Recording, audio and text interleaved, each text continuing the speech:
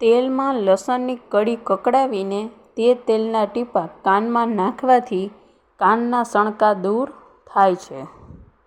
સાંજના સમયે લીમડાનો પાનનો ધુમાડો કરવાથી મચ્છર આવતા નથી. પનીરના ટુકડાને તળ્યા બાદ તેમાંથી વધારાનું તેલ દૂર કરવા માટે પનીરને હૂંફાળા પાણીમાં નાખો, જેથી તેલ પાણી પર તરશે તેમજ પનીર પણ મુલાયમ થશે. સૂતી વખતે તમારા પગ નીચે ઓશીકું રાખવાથી તમારા શરીરનું વજન કોઈ એક ભાગ પર પડતું નથી. વજન આખા શરીરમાં સરખા ભાગે વહેંચાઈ જાય છે. ગરમ પાણીમાં થોડી એલચીનું સેવન કરવાથી શરીરના થાક દૂર થાય છે.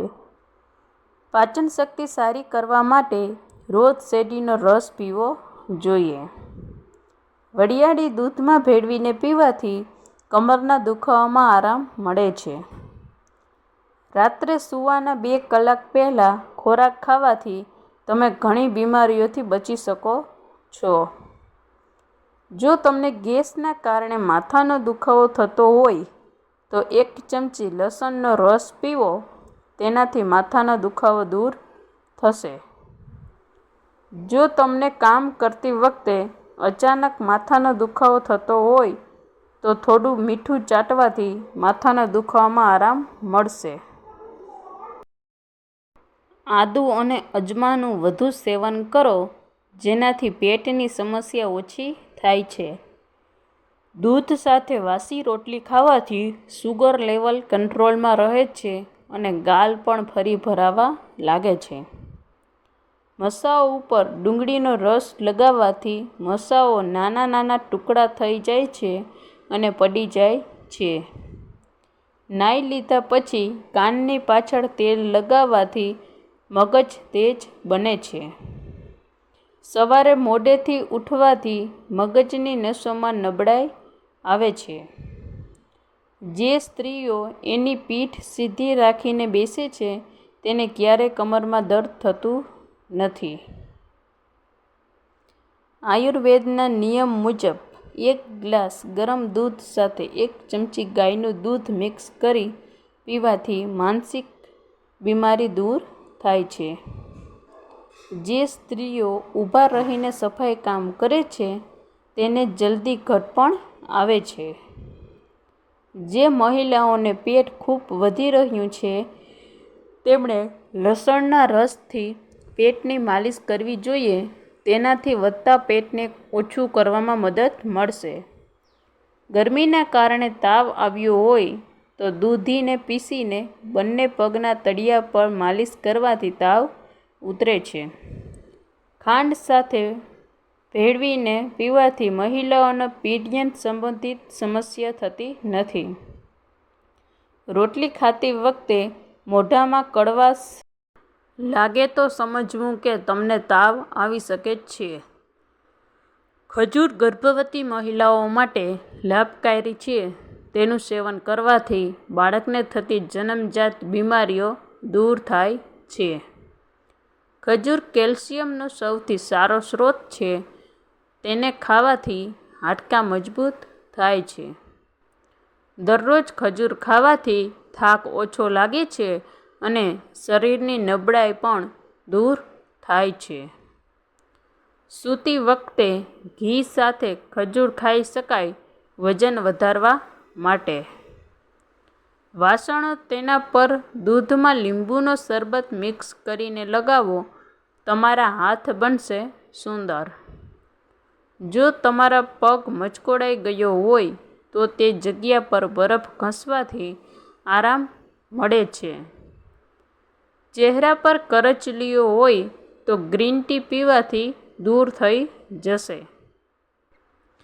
દ્રાક્ષ ખાવાથી કિડનીમાં પથરી બનતી અટકાવે છે. સાંજે ભાત ખાવાથી લોકોની ચરબી ખૂબ જ ઝડપથી વધે છે. જમીન પર સૂવાથી કમરના દુખાવામાં રાહત મળે છે.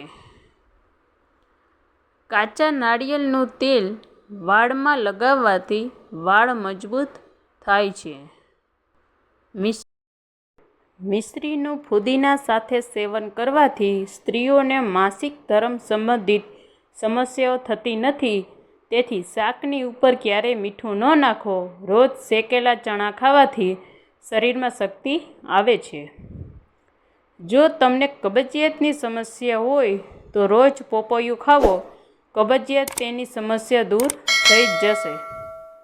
જો તમને પેટમાં દુખાવો થતો હોય તો મેથીના દાણાને શેકીને તેનો પાવડર બનાવીને તેને નવશેકા પાણી સાથે સેવન કરવાથી પેટના દુખાવામાં આરામ મળશે. જો દૂધ જલ્દી પચતું ન હોય તો થોડો વરિયાળી ભેળવી દૂધ પીવો. 10 થી 15 ચમેલીના ફૂલને ચહેરા પર લગાવવાથી ચહેરાની ચમક વધે છે. મોઢામાં પાણી નાખીને નાહવાથી શરદીની સમસ્યા થતી નથી. પલાળેલા ચણા ખાવાથી વજન ઝડપથી વધે છે. સાથે જ માંસપેશીઓ પણ મજબૂત બને છે. વાળની લંબાઈ વધારવા માટે નાળિયેરના તેલમાં આમળાનો પાવડર મિક્સ કરીને વાળના મૂળમાં મસાજ કરો. વાળની લંબાઈ બમણી ઝડપથી વધે છે. જે રોજ સવારે ટમેટાં ખાય છે તેના વાળ ક્યારેય સફેદ થતા નથી. જો તમને ઈજા થાય અને લોહી નીકળવા લાગે તો તેના પર બરફ લગાવો અને લોહી નીકળવાનું બંધ થઈ જશે. નાભીમાં ઓલિવ ઓઇલના 2 ટીપાં નાખવાથી હૃદયના ધબકારા નિયંત્રણમાં રહે છે. સવારે ઉઠ્યા પછી હૂંફાળા પાણીમાં મીઠું નાખીને કોગળા કરવાથી છાતી સાફ થાય છે. ખરતી અને કરચલીવાળી ચામડી માટે દાડમનું સેવન કરો. દાડમનું સેવન કરચલીઓ માટે ફાયદાકારક છે. રોજ સૂતા પહેલા બદામની દાળ ખાવો અને દૂધ પીવો. તમારા હાડકાં મજબૂત બનશે અને તમારા શરીરને પણ ઘણી શક્તિ મળશે. જો પગ કે શરીરમાં દુખાવો થતો હોય તો ગરમ પાણીથી સ્નાન કરો. આ શ્રેષ્ઠ ઇલાજ છે. અઠવાડિયામાં 1 કે 2 વાર કારેલાનું શાક ખાવો. તેનાથી ચહેરાની ત્વચા ચોખ્ખી રહે છે. દાંતમાંથી લોહી નીકળતું હોય તો ટમેટાનો રસ પીવાથી ફાયદા થાય છે.